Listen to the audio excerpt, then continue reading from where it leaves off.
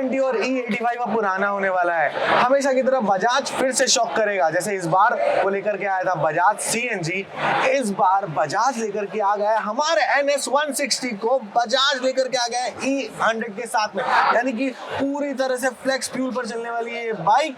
इसमें 0% पेट्रोल होगा, 100% इथेनॉल पर चलेगी।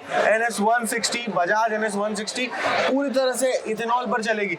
यहाँ पर आप देखोगे, अगर मैं इंजन की पावर की बात करूं तो जो इंजन होने वाला है वो इंजन होगा 160 सीसी का, जो मैक्सिमम आउटपुट देगा आपको 12.5 किलोवाट का, और जो मैक्सिमम टॉर्क होगा वो होगा 14.6 न्यूटन मीटर का। बाकी सारी की सारी चीजें वैसी ही रहने वाली हैं, सेम चीज, सब कुछ सेम। आप एक चीज और ध्यान से देखो तो यहाँ पर आपको कार्बन फाइबर का टेक्सचर मिलने वाला है। कार्बन फाइबर नहीं है पर कार्बन फाइबर का टेक्सचर मिलने वाला है।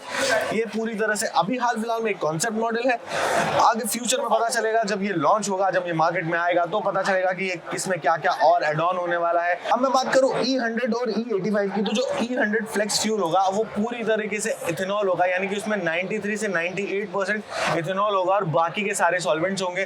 और अगर E85 की बात करूं तो उसमें 85% इथेनॉल और 15% में पेट्रोल, जो भी फ्यूल्स होते हैं वो सारी चीजें होती हैं। तो जब E85 से कंपेयर करने जाएंगे तो E100 में पूरी तरह से पॉल्यूशन को खत्म कर दिया जाएगा। मतलब ये गडकरी जी की फेवरेट बाइक बन जाएगी।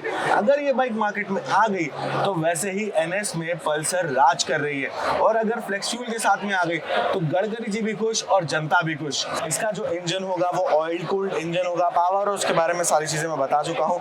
यहाँ पर आप ऐसा कुछ अलग तो नहीं दिख रहा है, सेम इंस्ट्रूमेंट क्लस्टर मिलने वाला है। यहाँ पर एक रेड कलर नॉर्मल वाले रेड कलर से थोड़ा सा डिफरेंट लग रहा है। और अगर बात करूँ रेयर सेक्शन की तो रेयर सेक्शन भी सेम होने वाला है। यहाँ पर टायर का फेंडर प्रॉपर है, मतलब ऐसा कुछ एज सच कुछ चेंजेस देखने को नहीं मिल रहे हैं। हो सकता है जब फ्यूचर में ये बाइक लॉन्च होगी तब इसमें चेंजेस देखने को मिल जाए, बट राइट नाउ मैं देख पा रहा हूँ इसमें एज सच कुछ चेंजेस नहीं है, बस इंजन नया लगा है। यहाँ पर हो सकता है अरेंजमेंट्स यहाँ पर नए लगे होंगे, वो देखने वाली बात है। टाइम पर पता चलेगा कि इसमें एग्जैक्टली क्या क्या होगा और क्या नहीं। बट स्टिल क्या इंडिया E100 के फ्यूल के लिए तैयार है? क्योंकि बाइक्स तो लॉन्च हो जाती हैं, कोई बड़ी चीज नहीं है, पर उसका फ्यूल अवेलेबिलिटी भी बहुत बड़ी बात है। जैसे EVs लॉन्च होती हैं तो हर जगह पर इलेक्ट्रिक स्टेशन नहीं है।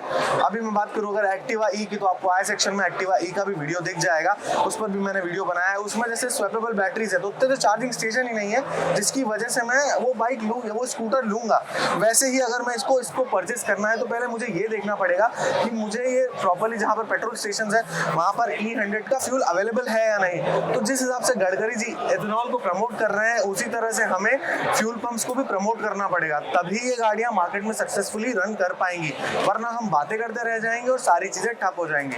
तो कैसी लगी आपको ये बाइक कमेंट सेक्शन में जरूर बताएं। तब तक के लिए हमें सब्सक्राइब कर लो।